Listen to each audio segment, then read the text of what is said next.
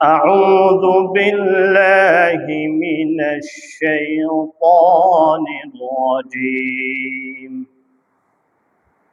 بسم الله الرحمن الرحيم يوم لا ينفع مال ولا بنون إلا من أتى الله بقلب سليم إن الله وملائكته يصلون على النبي يا أيها الذين آمنوا صلوا عليه وسلموا تسليما সকলে মহব্বতের সাথে দুরূদ শরীফ পড়ি اللهم صل على محمد وعلى آل محمد كما صليت على إبراهيم وعلى آل إبراهيم إنك حميد مجيد اللهم بارك على محمد وعلى آل محمد كما باركت على إبراهيم وعلى آل إبراهيم إنك حميد مجيد الحمد لله মহান আল্লাহ পাকের দরবারে অসংখ্য অগণিত শুকরিয়া যে আল্লাহ সুবহানাহু ওয়া তাআলা আমাদেরকে আজকে পবিত্র জুমার দিনে মসজিদে আসার তৌফিক দান করেছেন, কুরআন ও হাদিস থেকে কিছু আলোচনা করার ও শোনার তৌফিক দান করেছেন। জুমার নামাজ আদায় করার জন্য রব্বুল আলামিন আমাদেরকে শারীরিক সুস্থতা, সুন্দর পরিবেশ দান করেছেন। এজন্য অন্তর থেকে শুকরিয়া আদায় করে পড়ি আলহামদুলিল্লাহ।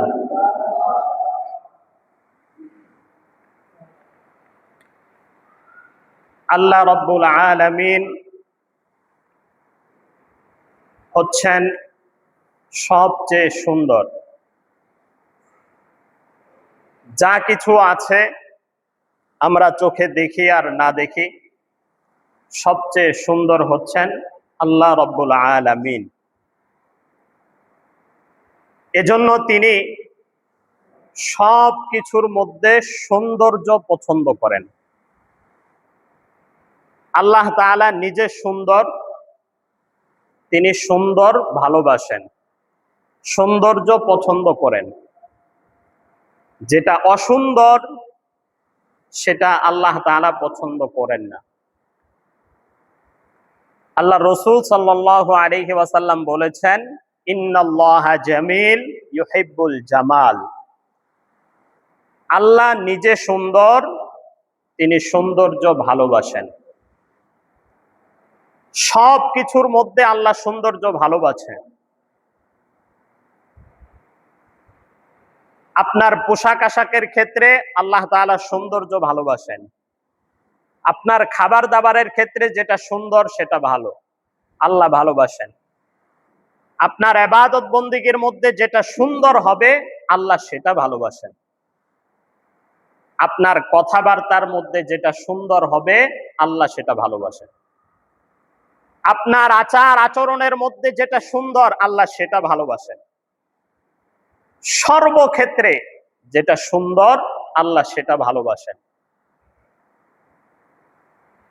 মানুষের কলবের মধ্যে যেটা সুন্দর আল্লাহ সেই কলবকে ভালোবাসেন। পড়েন সুবহানাল্লাহ। কুৎসিত কলব, খারাপ কলব, অসুস্থ রোগাক্রান্ত কলব আল্লাহ ভালোবাসেন না। এখন বলতে পারেন, হুজুর তাহলে যারা সুন্দর মানুষ আল্লাহ তাদেরকেই ভালোবাসে, যারা অসুন্দর কুৎসিত দেখতে আল্লাহ তাদেরকে ভালোবাসেন না? এই প্রশ্ন যেন বান্দা করতে না পারে, এজন্য আল্লাহ রাসূল হাদিসের মধ্যে বলে দিয়েছেন, ইন্নাল্লাহা লা ইয়ানজুরু ইলা সুওয়ারিকুম ওয়ালা ইলা আমওয়ালিকুম ওয়ালাকিন ইয়ানজুরু ইলা কুলুবিকুম ওয়া আ'মালিকুম। আল্লাহ তোমাদের আকৃতি দেখেন না, তোমাদের সহায় সম্পত্তি কতটুকু আছে সেটা দেখেন না, তোমাদের মধ্যে কে দেখতে সুন্দর কে দেখতে কুৎসিত আল্লাহ সেটাও দেখেন না।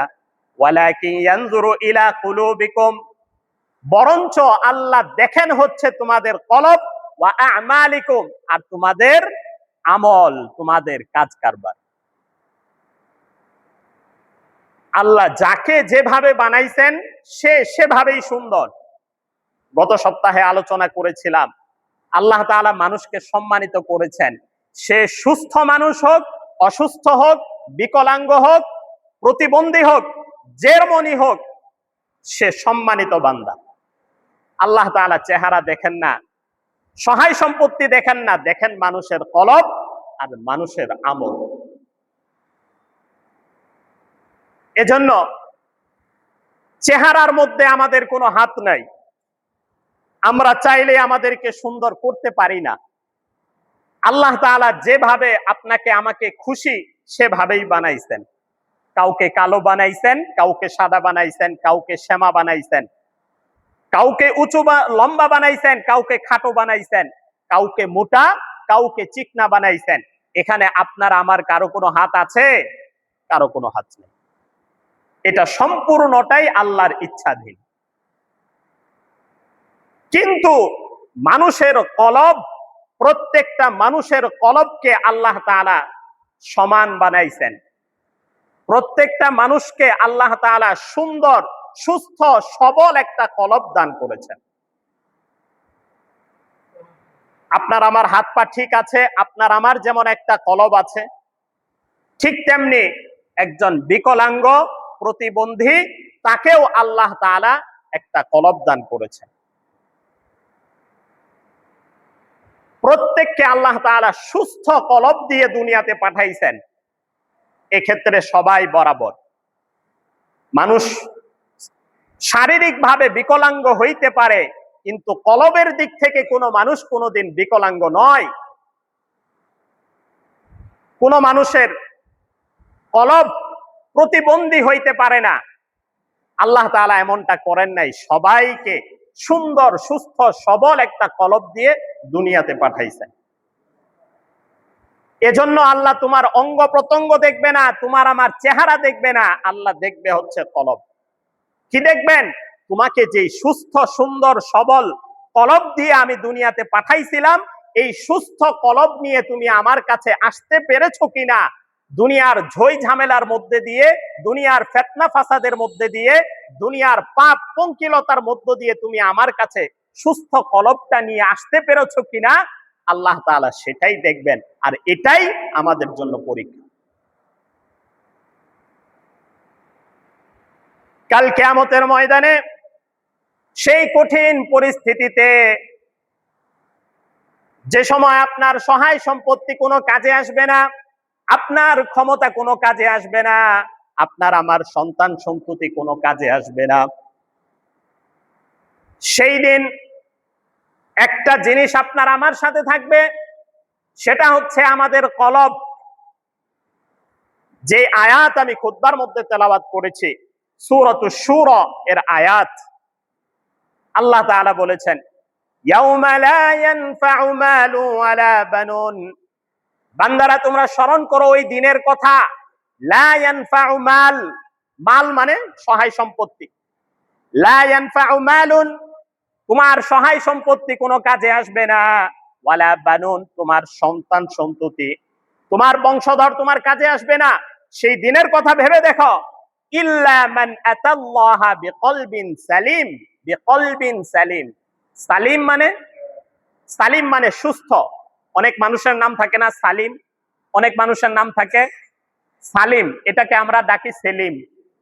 আমরা কি ডাকি? সেলিম। আসলে নামটা কি হবে? সালিম। এই এই শব্দ থেকে এসেছে। ইল্লা মান আতাল্লাহা বিকলবিন সালিম। সালিম মানে সুস্থ।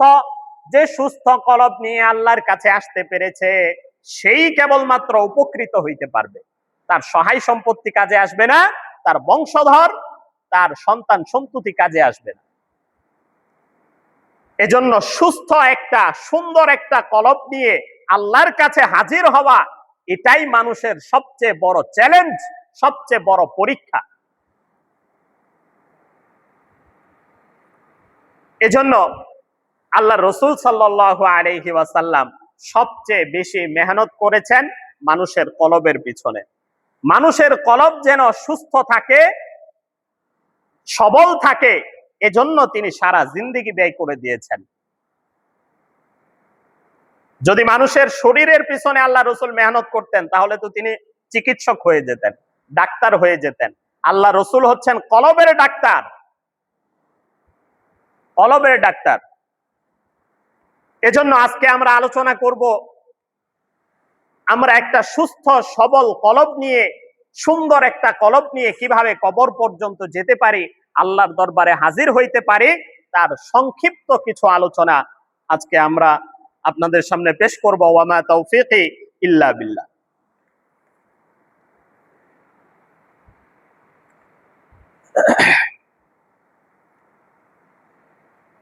আল্লাহ রাব্বুল আলামিন সূরা হুজুরাতের একটা আয়াতের মধ্যে বলেছেন, ইন্না আকরামাকুম ইনদাল্লাহি আতকাকুম। প্রায় সময় এই আয়াত আপনাদের সামনে আমি পড়ে থাকি যে আল্লাহ রাব্বুল আলামিনের কাছে সবচেয়ে সম্মানিত হচ্ছে সেই বান্দা তোমাদের মধ্যে যার তাকওয়া সবচেয়ে বেশি। তার মানে হচ্ছে সমাজের মধ্যে যার তাকওয়া যত বেশি, রব্বুল আলামিনের নিকট তার মর্যাদা তত বেশি। এখন সে ধনী হইতে পারে, গরিব হইতে পারে, সে ক্ষমতাশালী হইতে পারে, সে দুর্বল হইতে পারে, সে উচ্চবিত্ত হইতে পারে, নিম্নবিত্ত হইতে পারে, মধ্যবিত্ত হইতে পারে, সে সুখ সচ্ছলতার মাঝে থাকতে পারে, আবার সে বিপদ আপদ বালা মুসিবতের মধ্যে থাকতে পারে। যে অবস্থাতেই থাকুক, সে সুস্থ থাকুক আর রোগী থাকুক, সর্ব অবস্থায় তাকওয়ার প্রশ্নে আল্লাহর কাছে সবাই সমান। প্রত্যেকের অবস্থান থেকে তাকওয়ার ভিত্তিতে আল্লাহ রাব্বুল আলামিন সম্মানিত করবেন, অন্য কোনো কিছুর ভিত্তিতে না। আর এই তাকওয়া থাকে কোথায়? আর এই তাকওয়াটা থাকে হচ্ছে মানুষের কলবের মধ্যে, অন্য কোথাও থাকে না। মানুষের কলবের মধ্যে হচ্ছে থাকে তাকওয়া। আল্লাহ রাসূল হাদিসের মধ্যে বলেছেন, হাদিসের মধ্যে এসেছে, লা তাহাসাদু ওয়ালা তানাজাশু ওয়ালা তাবাগাদু ওয়ালা তাদাবারু। লম্বা একটা হাদিস, মুসলিম শরীফের হাদিস। ভালো করে শুনে রাখেন। আল্লাহ তাআলা এখানে, আল্লাহ রাসূল এখানে কিছু কিছু চরিত্রের কথা, দুশ্চরিত্রের কথা উল্লেখ করেছেন। সেগুলো থেকে যদি বাঁচা যায় তাহলে মানুষের কলব সুস্থ থাকবে। ওয়ালা লা তাহাসাদু, তোমরা একে অপরের সাথে হিংসা করবে না। লা তাহাসাদু, একে অপরের সাথে হিংসা করা যাবে না। 2 নাম্বার হচ্ছে ওয়ালা তানাজাশু ওয়ালা তানাজাশু, একে অপরের পিছে গোয়েন্দাগিরি, একে অপরের দোষ খুঁজে বেড়াবা না। যে যেভাবে আছে তুমি তোমার ধান্দায় থাকো, তুমি তোমার নিজের খবর রাখো। অপরের কি হলো, কে কোন অন্যায় করলো, কে কোন আকাম কুকাম করলো, এটা নিয়ে তুমি মাথা ঘামায়ো না। ওয়ালা তাবাগাদু, একে অপরের সাথে বিদ্বেষ রেখো না, বিদ্বেষ পোষণ করো না, শত্রুতা করো না। ওয়ালা তাদাবারু, একে অপরের পিছে লেগে থেকো না। ওয়ালা ইয়াবি' বা'দুকুম আলা বাই'i বা'দ, তোমরা যখন ক্রয় বিক্রয় করবা, কেনাবেচা করতে যাবা, গিয়ে দেখবা তোমার একটা জিনিস পছন্দ হইছে, কিন্তু আরেকজন তোমার আগে থেকেই সেই জিনিসটা দরাদরি করতেছে, সেই জিনিসটা দেখতেছে কিনবে কি কিনবে না, দামাদামি করছে। ওই সময় তুমি গিয়ে সেখানে আগ বেড়ে সেই জিনিসটা কেনার জন্য দামাদামি শুরু করে দিও না। ওয়ালা ইয়াবি' বা'দুকুম আলা বাই'i বা'দ, সেখানে গিয়ে তুমি দামাদামি শুরু করে দিও না। তার যদি পছন্দ হয় সে কিনে নিয়ে গেল, আর যদি না হয়, সে যদি না নিতে পারে, তারপরে গিয়ে তুমি চাইলে সেটা নিতে পারো, কিন্তু একজনের দামাদামির মাঝে গিয়ে তুমি দামাদামি শুরু করে দিও না। এ কারণে অনেক ঝগড়া ফাসাদও শুরু হয়ে যায়। হয় কি হয় না? বাজার ঘাটে, দোকান ঘাটে এরকম ঝগড়াঝাটিও শুরু হয়ে যায়। এজন্য আল্লাহ রসুল তখনই বলে গিয়েছেন এই কাজ তোমরা করবা না। ওয়াকুনু ইবাদাল্লাহি ইখওয়ানা, আল্লাহর ওয়াস্তে তোমরা একে অপরের ভাই হয়ে যাও। ওয়াকুনু ইবাদাল্লাহি ইখওয়ানা, আল্লাহর বান্দা হিসেবে একে অপরের ভাই ভাই হয়ে যাও। আল মুসলিমু আখুল মুসলিম, এক মুসলিম অপর মুসলমানের ভাই। লা ইয়াজলিমুহু, সে তাকে নির্যাতন অত্যাচার করতে পারে না। ওয়ালা ইয়াখযুলুহু, তাকে অপমান লাঞ্ছিত করতে পারে না। ওয়ালা ইয়াহকিরুহু, তাকে তুচ্ছ জ্ঞান করতে পারে না। আরেকজন মুসলমান, সে আমার চেয়ে তুচ্ছ, আমার চেয়ে ছোট, মান মর্যাদার দিক থেকে আমার চেয়ে ছোট, কখনো এই তুচ্ছ জ্ঞান কোনো মানুষকে করা যাবে না, কোনো দিক থেকেই না। টাকা পয়সার দিক থেকে না, ক্ষমতার দিক থেকে না, শক্তির মত্তার দিক থেকে নয়, বংশগত দিক থেকেও নয়। কাউকে কোনোভাবেই তুচ্ছ মনে করা যাবে না। কারণ আপনি কিসের ভিত্তিতে আরেকজন মানুষকে ছোট মনে করবেন? টাকা পয়সার ভিত্তিতে? এই টাকা পয়সা আজ আছে কাল নাই। ক্ষমতার ভিত্তিতে?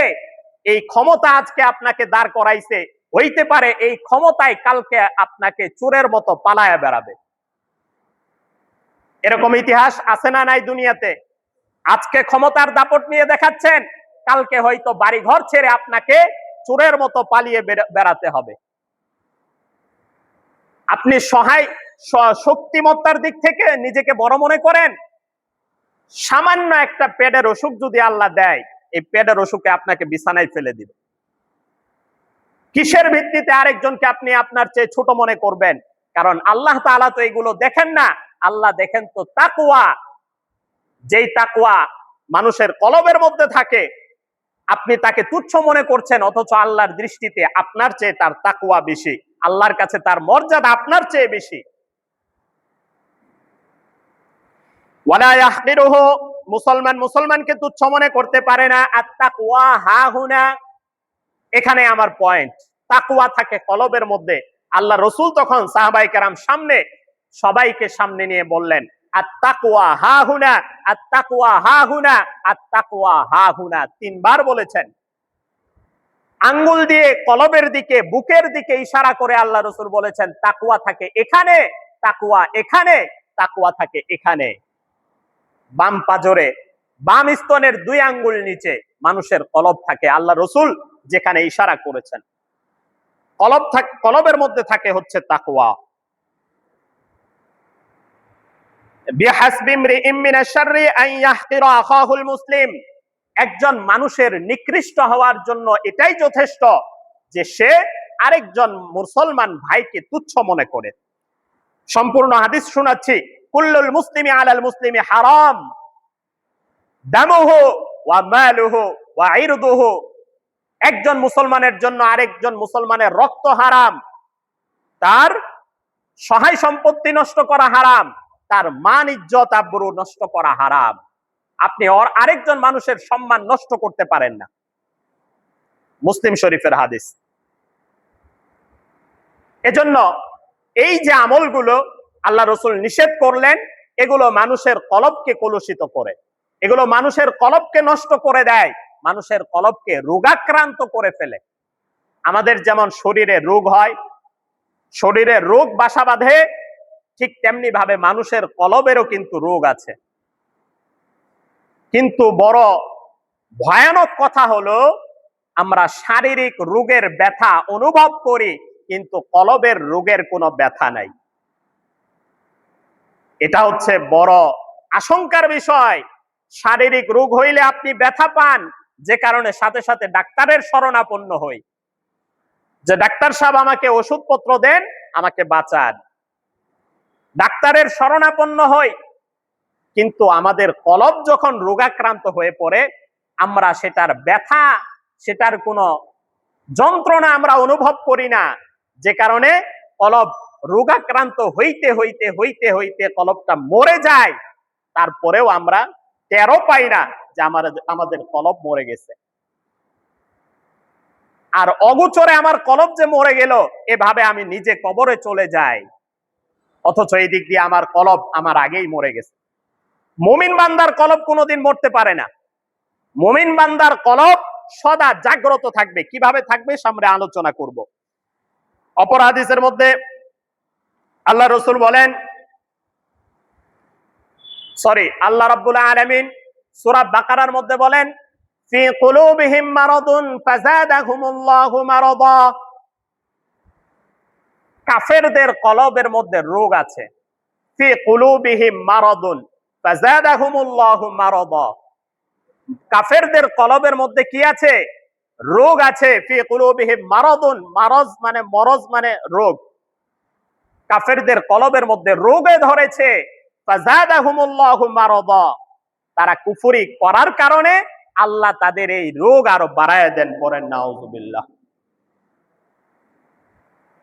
এই আয়াত দ্বারা বোঝা যায় মানুষের কলব রোগাক্রান্ত হয়। মানুষের কলবের মধ্যে রোগ আছে। রোগাক্রান্ত হইতে পারে, আবার সুস্থ হইতে পারে। এজন্য মুসলমান সাবধান। নিজের শরীরের প্রতি যতটুকু না যত্নবান, তার চেয়েও বেশি যত্নবান হইতে হবে নিজের কলবের ব্যাপারে।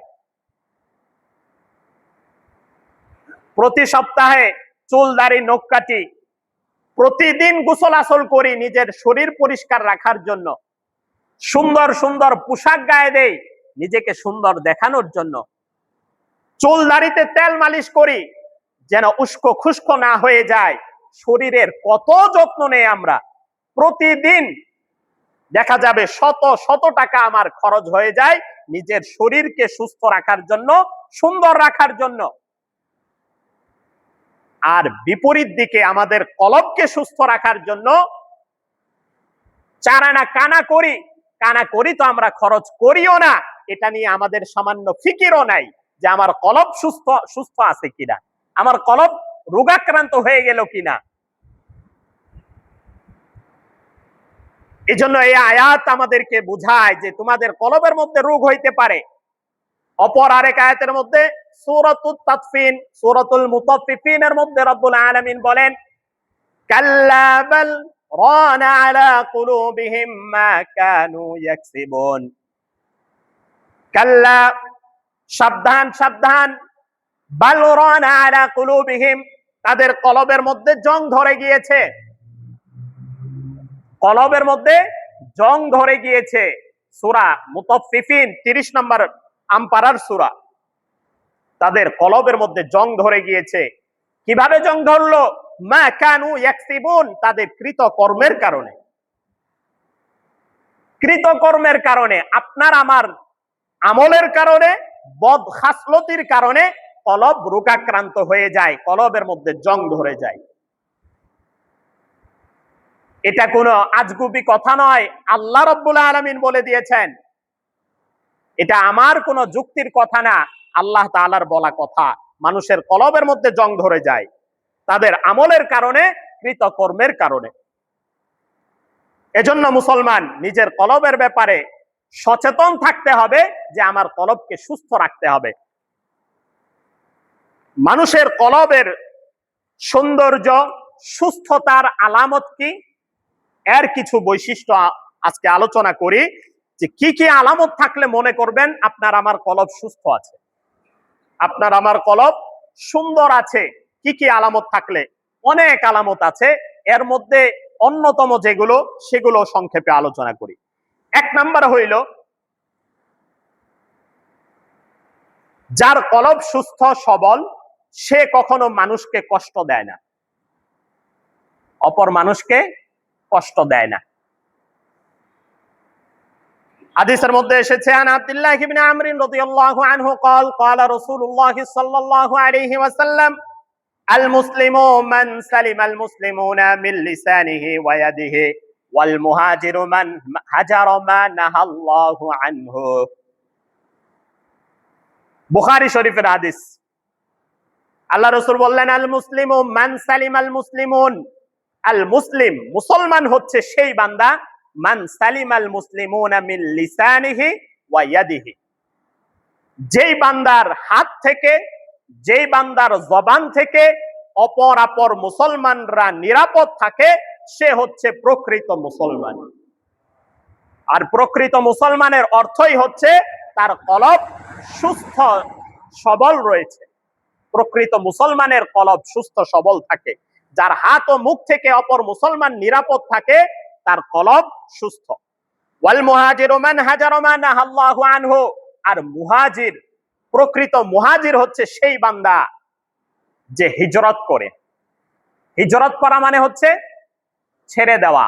আল্লাহ রাসূল মক্কা থেকে মদিনায় হিজরত করেছেন, তার মানে কি মক্কায় যা কিছু আছে সবকিছু ছেড়ে দিয়ে মদিনায় চলে গিয়েছেন। হিজরত মানে হলো ছেড়ে দেওয়া।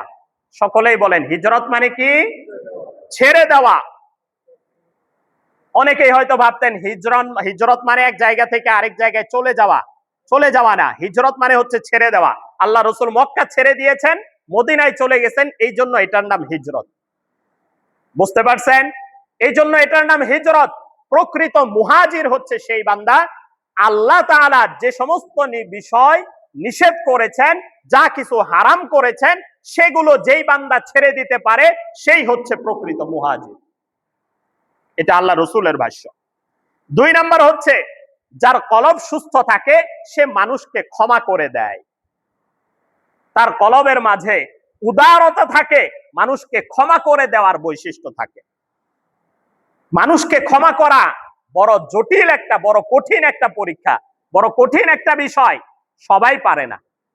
আপনার উপরে জুলুম করেছে, আপনার উপরে অত্যাচার করেছে, আপনাকে ঠকিয়েছে, আপনি তাকে ক্ষমা করে দিবেন, নিজে থেকে মন থেকে ক্ষমা করে দিবেন, এটা এত সহজ বিষয় না।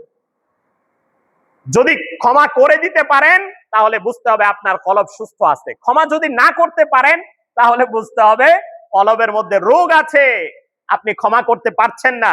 ইয়াফুন নাস, মানুষকে মাফ করে দেয়। আল্লাহ রাব্বুল আলামিন কোরআনের মধ্যে বলেন, ওয়াল ইয়াফু ওয়াল ইয়াসফাহু আলা তুহিব্বুনা আন ইয়াগফিরাল্লাহু লাকুম ওয়াল্লাহু গফুরুর রহিম। ওয়াল ইয়াফু ওয়াল ইয়াসফাহু, আমার বান্দারা যেন মানুষকে ক্ষমা করে দেয়। ওয়াল ইয়াসফাহু, তাদের যত অন্যায় অবিচার জুলুম নির্যাতন আছে সেগুলো যেন এড়িয়ে যায়, সেগুলো যেন সেগুলো থেকে এড়িয়ে যায়, সেগুলোকে ইগনোর করে, অ্যাভয়েড করে, তারা যেন মানুষকে মাফ করে দেয়। তোমরা কি চাও না আল্লাহ তোমাদেরকে মাফ করে দেখ? আল্লাহ তাআলা জিজ্ঞেস করছেন, আলা তুহিব্বুনা আন ইয়াগফিরাল্লাহু লাকুম, বান্দারা তোমরা কি চাও না আল্লাহ তোমাদেরকে মাফ করে দেখ? যদি তোমরা চাও যে আল্লাহ তোমাদেরকে মাফ করে দেখ, তাহলে তোমরা মানুষদেরকে মাফ করা শিখে যাও। তোমরা মানুষকে মাফ করো, আল্লাহ তোমাদেরকে মাফ করে দিবেন। তোমরা আল্লাহর বান্দাকে মাফ করো, আল্লাহ তোমাকে মাফ করে দিবেন। মানুষকে মাফ করে দেন। যত বড় অন্যায় আপনার সাথে করে থাকুক, আপনি মাফ করে দেন, তাহলে বোঝা যাবে আপনার কলব সুস্থ আছে। আল্লাহু গফুরুর রহিম, আল্লাহ হচ্ছেন সবচেয়ে বড় ক্ষমাশীল, সবচেয়ে বড় দয়াবান। আপনার সাথে সামান্য অন্যায় করেছে, আপনি মাফ করতে পারছেন না, আল্লাহ তো আপনার চেয়েও বড় ক্ষমাশীল। 3 নাম্বার হলো যাদের অন্তর সুস্থ, যাদের কলব সুস্থ, তারা কখনো অহংকার করে না। অহংকার করে না। অহংকার বড় মারাত্মক জিনিস। ইন্নাহু লা ইউহিব্বুল মুস্তাকবিরিন, রব্বুল আলামিন সূরাতুন নাহলের মধ্যে বলেছেন, ইন্নাহু লা ইউহিব্বুল মুস্তাকবিরিন, আল্লাহ অহংকারীদেরকে ভালোবাসেন না, অহংকারীদেরকে পছন্দ করেন না। যদি তার অন্তর সুস্থই থাকতো, আল্লাহ অবশ্যই তাকে ভালোবাসতো, কারণ আল্লাহ সুন্দর। আল্লাহ সুন্দর কলবকে ভালোবাসেন। যাদের অন্তরের মধ্যে অহংকার আছে, তাদের কলবের মধ্যে রোগ আছে, সেটা আল্লাহ পছন্দ করেন না। অহংকারীকে আল্লাহ পছন্দ করেন না। 4 নাম্বার বৈশিষ্ট্য, যাদের কলব সুন্দর, তাদের 4 নাম্বার বৈশিষ্ট্য হলো তাদের চরিত্র সুন্দর। তাদের চরিত্র সুন্দর, এটা বড় জটিল জিনিস। মানুষ নিজের চরিত্রকে সুন্দর করা, এই কমন সেন্স আমাদের সবারই আছে। চরিত্র সুন্দর কাকে বলে আর চরিত্র খারাপ কাকে বলে, এটা আমরা সবাই বুঝি কি বুঝি না? সবাই বুঝি। এজন্য নিজের চরিত্রকে সুন্দর করতে হবে। কাল কিয়ামতের ময়দানে মিজানের পাল্লায় সবার আমলকে ওজন দেওয়া হবে। আপনি জিন্দেগিতে একবার সুবহানাল্লাহ পড়েছেন, সেটা ওজন দেওয়া হবে। আপনি ভালো কাজ করলে সেটা ওজন দেওয়া হবে, আপনি খারাপ কাজ করলে সেটা ওজন দেওয়া হবে। মানুষের আমল ওজন দেওয়া সম্ভব কি সম্ভব না? একটা কাজ করেছি, এটার আবার ওজন কিভাবে হয়? বর্তমানে আমরা পৃথিবীতে এমন কোন জিনিস নাই যেই জিনিসটা আমরা ওজন করতে পারি না। এই যে বাতাস দেখতেছেন না, বাতাস, এই বাতাসেরও ওজন আছে। এই বাতাসকে ওজন করা যায়। যা কিছু দেখেন চোখের সামনে, এই যে সূর্যের একটা তাপ পড়তেছে না, তাপ, এই তাপেরও একটা ওজন আছে। বিজ্ঞানীরা, আমরা যে বলি না আজকে তাপমাত্রা অনেক বেশি, কিভাবে মাপলাম? যন্ত্রের মাধ্যমে আমরা মেপে ফেলেছি এই তাপের ওজন কতটুকু। পৃথিবীতে এমন কোন জিনিস নাই যেটা ওজন করা যায় না। এজন্য মানুষের আমলকে আল্লাহ কাল কিয়ামতের ময়দানে ওজন করবেন। ভালো করে শুনে রাখেন, মিজানের পাল্লায় আপনার কোন আমলটা সবচেয়ে বেশি ভারী হবে, সবচেয়ে বেশি ওজন হবে কোন জিনিস, আল্লাহ রাসূল বলে গেছেন। আন আবি দারদা রাদিয়াল্লাহু আনহু قال قال رسول الله صلى الله عليه وسلم ما من شيء يوضع في الميزان اثقل من حسن الخلق। কাল কিয়ামতের ময়দানে মিজানের পাল্লায় সৎ চরিত্র, সুন্দর চরিত্রের চেয়ে ভারী কোন জিনিস মিজানের পাল্লায় উঠানো হবে না।